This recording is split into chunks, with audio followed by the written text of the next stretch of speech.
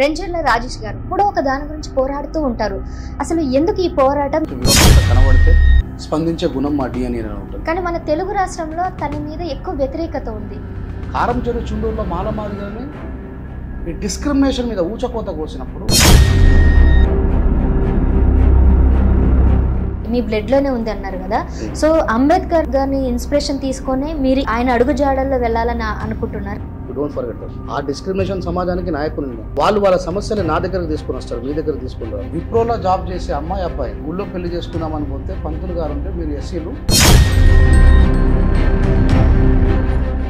అది కాస్త సోషల్ మీడియాలో వైరల్ అయి నా వరకు వచ్చింది.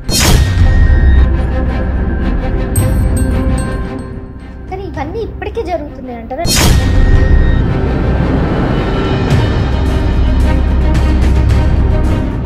మీ మాటల్లో హిందువులకు మీరు వ్యతిరేకంగా ఉన్నారని నాకు చాలాసార్లు అనిపించింది. మీ అందరి చూసే వాళ్ళ లోపమో లేకపోతే నా శాపమో నాకు తెలియదు, కానీ నేను క్రైస్తవ పాస్టర్ అని కూడా చెడు కూడా ఆడుకున్న వందలాది వీడియోలు ఉన్నాయి. విశ్వశాంతిని కోర ఇస్లాము మాటల అర్థమే మార్చేసిరి, కొందరు గ్రనాదులు చేసే చర్యలకు ఇస్లాము ఇజ్జతంతా తీసిరి. ఎస్సీల కంటే అత్యధికంగా రిజర్వేషన్లు తిన్నది బీసీలు. బాబాసాహెబ్ అంబేద్కర్ 15% రాసిండు, కానీ బీసీలకి ఎంత రాసిండు?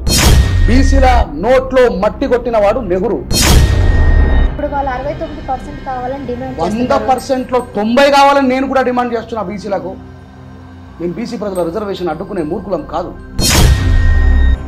అడుగడుగున మంటలు పెడుతున్న చరితము, అత్యాచారాలకు అవుతుంది నిలయము. అవసరాల కోసం మీ టీఆర్పీ రేట్లు పెంచుకోవడం కోసం పిచ్చి పిచ్చి తమ్నేలు పెట్టకండి.